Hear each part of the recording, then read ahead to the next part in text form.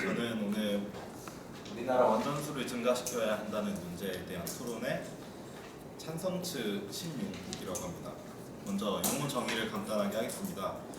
원자력 발전은 우라늄의 핵 분열 시 나오는 열로 증기를 만들어 그 힘으로 터빈을 돌려 전기를 생산하는 방식을 말합니다. 즉 저희 찬성 측 입장은 한국 내에 추가적인 원전 시설을 건립해야 한다는 것을 의미합니다. 이 원자력 발전소 건립에 대한 논의가 나온 배경에 대해서 살펴보면 2016년 기준으로 국내 전력의 30.7%를 원자력 발전이 담당하고 있습니다. 그러나 문재인 정부가 들어서면서 탈원전을 공식화하면서 원자력 중심 발전 정책을 단계적으로 폐기하겠다는 주장을 밝혔는데요. 즉 세계 수명이 다한 노후 원전 폐쇄와 신규 원전 건설의 전면 중단으로 40년 후까지 원전 제로 국가를 실현하겠다는 것이 대통령의 공약입니다. 그러나 현재 대체 에너지원이 정확하게 마련되지 않은 상황에서 현실 가능한 공약인지는 의문이 듭니다. 저희 측의 근거를 말씀드리면, 첫째로 원자력 발전은 경제적인 에너지원입니다. 전력거래소에 따르면 2015년 기준 원자력 전기 단가는 킬로와트당 원자력의 경우 62.69원, 석탄의 경우 71원, LNG의 경우 150원, 신재생 에너지의 경우 271원입니다. 즉 지금의 원자력 발전 에너지원을 신재생 에너지원으로 모두 대체했을 때 최대 전기료는 80%가량 상승할 수 있다는 말입니다. 또한 원자력 발전은 지역 경제 활성화에도 도움을 줍니다. 원전 건설으로 인해 일자리 창출 등으로 실업 문제를 해결할 수도 있고, 프랑스의 라망시와 슐렌드로브 마을에서 방사능 폐기 처리장을 관광화시켜서 지역 경제를 활성화한 사례도 있습니다.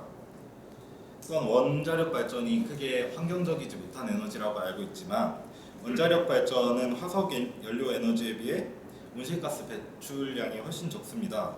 킬로와트당 온실가스 배출량을 살펴보면 원자력 발전의 경우 10g의 이산화탄소를 배출하는 반면 석탄의 경우 990g의 이산화탄소 배출이 있고, LNG 가스의 경우 550g의 이산화탄소 온실가스 배출을 하게 됩니다. 이러한 이유로 저희는 우리나라 원전수를 증가시켜야 한다는 주장에 찬성하는 입장입니다. 교수님께서 있겠습니다. 네, 차 조사를 하겠습니다. 먼저 찬성 측은 기존 원전 전기의 생산 단가를 계산할 때는 포함되지 않지만 실제로 지불되는 사회적 비용에 세 가지가 있음을 알고 있습니까? 예, 제가 말씀드리겠습니다. 명시적 보조금, 암묵적 보조금, 위험 회피 비용이 있습니다. 그럼 찬성 측에서는 이들을 포함해서 석탄, LNG, 원자력의 전기 생산 단가를 계산한 자료가 있음을 알고 있습니까? 네, 제가 말씀드리겠습니다. 2014년 국책연구기관 에너지경제연구원의 사회적 비용을 고려하여 얻은 자료에 따르면 원자력은 154.3원 킬로와트당, 석탄은 62.3원, 액화 천연가스는 119.6원으로 방금 말씀하신 자료와 어긋나는 것을 알 수 있습니다. 또한 찬성 측에서는 방금 원자력 에너지가 친환경적이라고 말씀하셨습니다. 맞습니까? 예.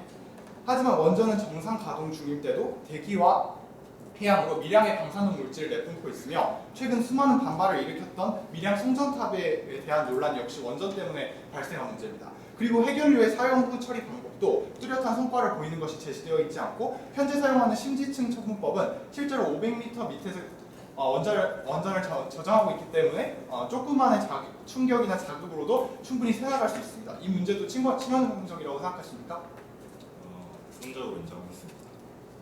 네, 그리고 마지막으로 지역 경제를 활성화하신다 하셨는데, 이 부분에 대해서는 제가 입론에서 다시 한번 제시하도록 하겠습니다. 네. 반대 측 일에 일본 있겠습니다.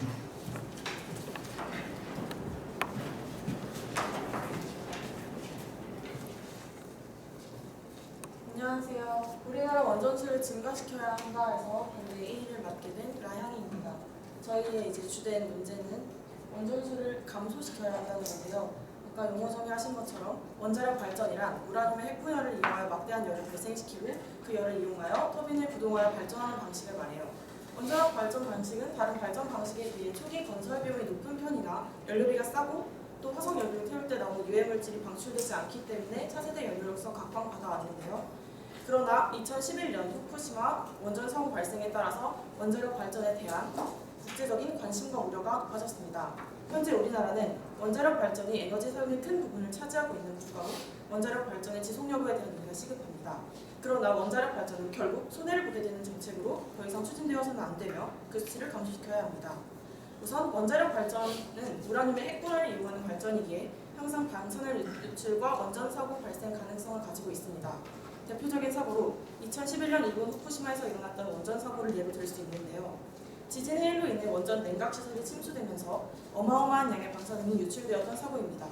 이 사고로 인해 그 지역과 주변 지역의 땅과 바다, 수많은 동식물들과 해산물들이 모두 방사능에 오염되었습니다.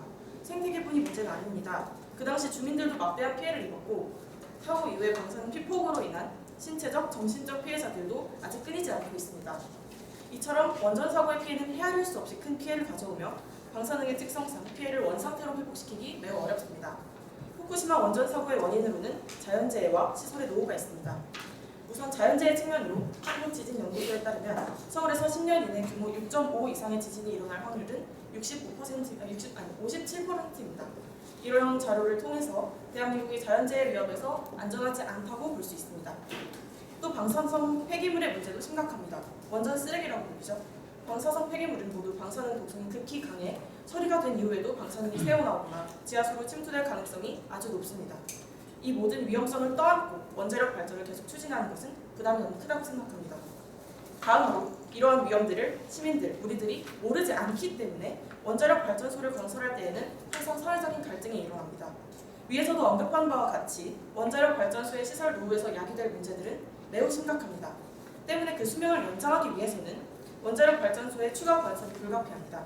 그러나 발전소는 극심한 민비현상, not in my backyard, 공공의 이익은 되지만 자신이 속한 지역에서는 이익이 되지 않는 일, 그런 게 발생하는 시설 중 하나로 원전 건설 부지로 선정된 해당 지역 주민들은 지역 내 원자력 발전소 유치에 대해 반대하는 입장을 단호하게 표명하고 있습니다. 때문에 정부는 지역 주민들과 결국 심각한 갈등이 발생하게 됩니다. 실제로 강원도 삼척에서 원자력 발전소 유치에 대해 큰 갈등이 일어났고 정부의 일방적인 결정에 삼척 주민들이 크게 반발합니다. 네, 여기까지 듣겠습니다. 사전 조사를 하겠습니다.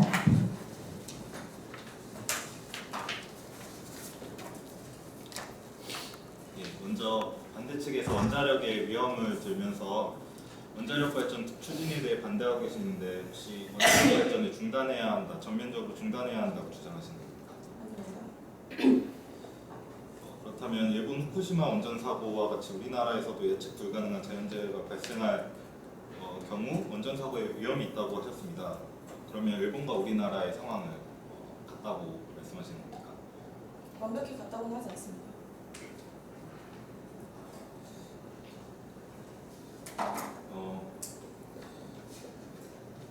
그리고 물론 저희는 우리나라에도 규모 6.5 이상의 지진이 발생할 확률은 존재를 하는데 신규 원전은 리히터 규모 7 이상의 지진까지 견딜 수 있게 설계되었습니다. 혹시 우리나라에서 규모 7 이상의 지진이 발생할 것이라는 정보 있습니까? 저는 준비하지 못했지만 발생할 가능성이 있다는 건 확신합니다. 네, 알겠습니다.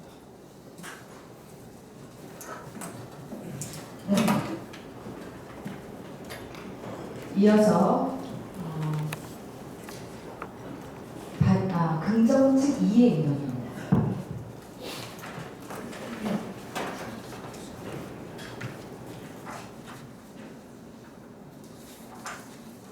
안녕하세요. 긍정측 이문자 오지연입니다. 저희는 한국 원자력 발전소 건립을 계속 증가시켜야 한다고 주장하는 바입니다.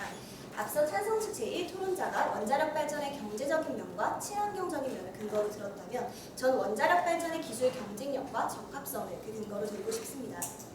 우리나라는 세계 5위의 원전 보유국입니다. 많은 원전을 가지고 있는 만큼 우리나라는 세계 최고의 원전 기술을 보유하고 있습니다. 실제로 최근 우리나라에서는 원전 증기 발생기 부식 억제 기술을 개발하여 미국에 수출한 바 있습니다. 이처럼 원자력 발전 기술 자체가 우리나라의 새로운 기술 경쟁력, 즉 또 다른 자원이 될 수 있다는 뜻입니다. 그러나 무엇보다도 저희가 원자력 발전 건립 증가를 주장하는 이유는 원자력 발전이 우리나라에 가장 적합한 발전 방식이기 때문입니다. 우리나라는 전 세계적으로 자원을 많이 보유하지 않은 국가로 분류됩니다. 그러나 현재의 경제적 발전 수준을 유지하고 앞으로 더 발전시켜 나가려면 충분한 양의 전력이 필요합니다. 원자력 발전의 원료인 우라늄의 경우 전 세계적으로 고르게 분포하고 있고 적은 양으로도 충분한 양의 전력을 생산하기 때문에 에너지 수입 의존도가 높은 우리나라에 적합한 발전 방식이라는 생각이 듭니다. 또한 원자력 발전은 상대적으로 좁은 우리나라 국토에 알맞은 발전 방식임을 말씀드리고 싶습니다. 실제로 100kW의 전기를 생산하기 위해서 원전의 경우 서울 월드컵 경기장 1개의 면적이면 되지만 태양광은 151개를 지을 여의도 9배의 면적이 필요하다고 말할 수 있습니다. 즉, 원자력 발전은 국토 대비 효율적인 생산 방식이며 우리나라의 상황에 가장 적합한 에너지원입니다. 현재 문재인 정부는 노후원전 폐쇄와 탈원전을 주장하고 있습니다.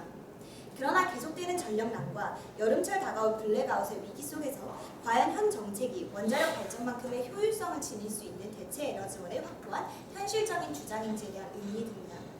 이런 원자력 발전을 대체할 수 있는 에너지 중 몇몇 사람들은 신재생 에너지를 들고도 합니다. 그러나 에너지 효율성 면에 있어 신재생 에너지가 원자력 발전을 대체하기에는 문제가 있다는 생각이 듭니다. 또한 혹자는 원자력 발전이 하지 않는다는 주장으로 불확실한 위험성이나 소재를 가지고 그 근거를 들기도 합니다. 그러나 원전의 안전성을 보장할 수 있고 효율성을 높일 수 있는 기술에 대한 개발 노력을 지속적으로 추진해 나간다면 충분히 원자력 발전의 문제점을 보완할 수 있다고 생각합니다. 따라서 저희는 원자력 발전을 계속 추진해야 한다고 주장하는 바입니다. 대표님들 알겠습니다.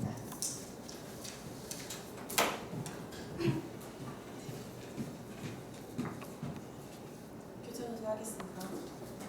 현재 의원께서는 현재의 경제적 발달 수준을 유지하고 발전시키기 위해 충분한 전력이 필요하고 그것에 대한 방안 중 최선의 방안이 원자력 발전이라고 하시는 것에 동의하십니까? 네, 그렇게 말씀드렸습니다. 그러면 앞으로의 경제적인 부분과 또 많은 위험성들을 위한 그런 위험 부담 비용에 있어서도 최선의 방법이라고 하시는 것에 동의하십니까? 어느 에너지원이나 개발하기 위해서는 위험 부담을 해야 한다고 생각을 하고요. 효율성 대비 투자금을 따졌을 때 원자력 발전이 가장 효율적인 에너지원이라는 생각이 있습니다. 마지막 언급에서 원전의 안전성을 보장할 수 있고 효율성을 높일 수 있는 기술에 대한 개발 노력을 계속 추진해 나간다면 충분히 안전하다고 말씀하신 거에 동의하십니까? 네. 그렇다면 그러한 기술 개발을 굳이 원자력이 아닌 다른 부분에 투자할 수 있다고 생각하십니까? 네, 그렇게 생각하지만 원전의 효율성을 따라잡을 수 있는 대체 에너지가 아직 없다고 생각을 하고 그리고 현재까지 우리나라가 얼만큼 원전 기술을 발전시켰는지는 저희 통해서 말씀드리도록 하겠습니다. 이것으로 교체를 마치겠습니다. 자, 마지막 인물입니다. 반대측입니다.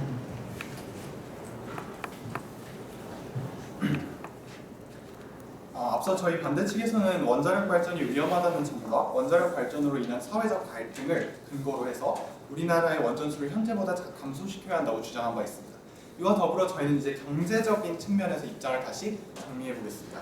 우선 원전은 전혀 경제적이지 않습니다. 이는 발전할 때만 비용이 드는 것이 아니기 때문인데요. 저희는 이를 크게 세 가지 초기 설비 건설 비용, 사고 후 처리 비용, 그리고 원전 해체 비용으로 나누어서 원전 건설 및 작동이 경제적이지 않다는 것을 증명하겠습니다. 우선 초기 설비 비용의 경우 UCS에서 발표한 2008년 통계를 참조하면 원전 유닛 하나를 건설하는데 2002년에 비해 2008년 무려 5배나 증가하여 10조 원이 넘는 큰 돈이 듭니다. 이러한 수치는 계속해서 지금도 증가하고 있는 추세입니다.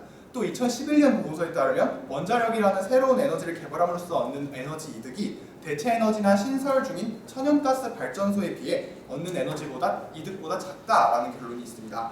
다음으로 원전 사고 피해 복구 비용에 주목해보면 세계 3대 원전 사고를 분석한 보고서 원전에 드러나지 않는 비용이라는 2012년 11월자 보고서를 보면 체르노빌의 피해는 265조 원, 후쿠시마는 최소 81조 원으로 평균 60조 원에 달합니다. 물론 피해 규모는 지금보다 더 증가할 수 있습니다. 마지막으로 원전 해체 비용이 막대한데요. 원전 수만 무한히 증가시키는 것은 우리나라의 현재 정책 상황과도 맞지 않으며 결국 미래에는 원전만으로 에너지를 생산하는 것이 아닌 대체 에너지의 개발 그리고 효율성 증대가 이루어지는 대로 대체 에너지로 교체될 것입니다. 그렇다면 언젠가는 원전을 철거해야 하는 때가 올 텐데요. 원전은 지으면 지을수록 그 철거 비용은 기하급수적으로 늘어나게 됩니다.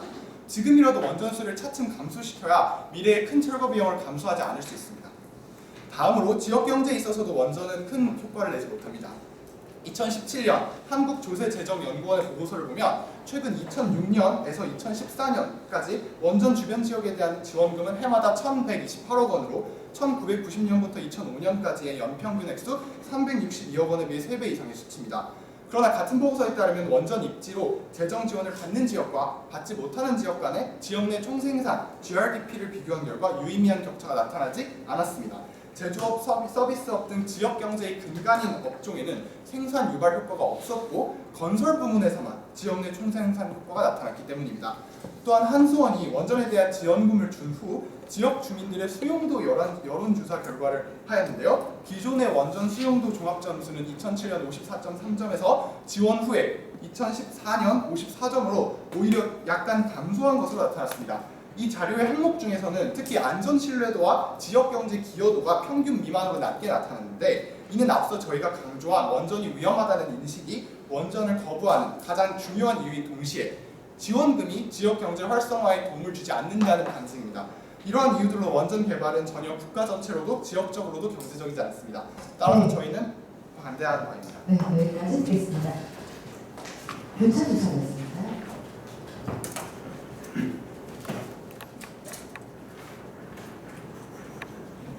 귀찮아서 시작하겠습니다. 우선 원자력 발전의 잠재적 비용을 들면서 원자력 발전이 경제적이지 않다고 말씀해 주셨습니다. 맞습니까? 예, 맞습니다. 네, 차상 측이 인론에서 들은 계산법은 MIT 계산법인데요. 거기는 원전 사고 가능성을 포함해서 계산한 결과입니다. 하지만 저희는 자유토론에서 원전 사고 가능성이 높지 않음을 말씀드리며 반박드리고 싶고요. 그래서 저희가 자료 하나 제시해드리고 싶은데요. 원전 사고 비용을 제외한 채 원전의 건설비, 고정비, 연료비, 운전 유지비를 고려해서 발전 원가를 계산했을 때도 여전히 원자력 발전이 낮았다는 결과가 있습니다. 저희가 앞서 말씀드린 명시적 보조금, 암묵적 보조금, 위험 회피 비용을 고려해서 얻은 자료가 있지 않습니까? 앞서 제가 제시했죠. 네, 좋은 자료이지만 그것은 역시 원전 사고의 가능성이 높다는 계산법 하에서 했다는 것을 저희가 찾았었고요. 이 계산법 역시 한국 수자원 공사에서 조사한 것이지만 여기서는 그 원전 사고 가능성을 배제한 채 건설비, 고정비, 연료비만을 갖고 계산했을 때는 여전히 원자력 발전의 발전 원가는 24.17원 그리고 석유와 석탄은 월등히 높다는 것이 나와 있습니다. 네, 그거는 알겠습니다. 네, 알겠습니다. 그리고 저희는 그리고 경제성을 고려할 때는 단순히 현재의 경제성만 고려하는 것이 아니라 앞으로의 카드 효과까지 고려를 해야 한다고 생각을 하는데요. 현재 우리나라는 알다시피 다른 나라에 비해 우주 산업이 많이 발전하지 네. 않았지 않습니까? 그런 발전을 하기 위해서는 여러 연료가 필요한데 원자력 발전소만의 효율성을 가지고 있는 대체 에너지원에 대해 생각해 보시겠습니까? 우주산업 개발 투자가 현재 어떻게 이루어지는지 혹시 아십니까? 네, 말씀해 주세요. 한국형 발사체에 탑재하려는 계획 중인 기술은 소형 원자력 기술입니다. 이는 2020년 이후에는 가능할 것이고요. 실제로 이런 에너지 공급원으로 사용 가능한 것 중 많은 것 중 하나일 뿐입니다. 그래서 이제 안정성을 확보해야만 유인 우주선에 장착을 할 수 있게 되는데요. 소형 원자력 기술을 확보해서 우주선의 에너지원으로 만들 수 있는 것을 원자력 발전소의 파급 효과로 너무 확대 해석하고 계신 것 같습니다. 네, 여기까지 듣고요. 자유토론에서 더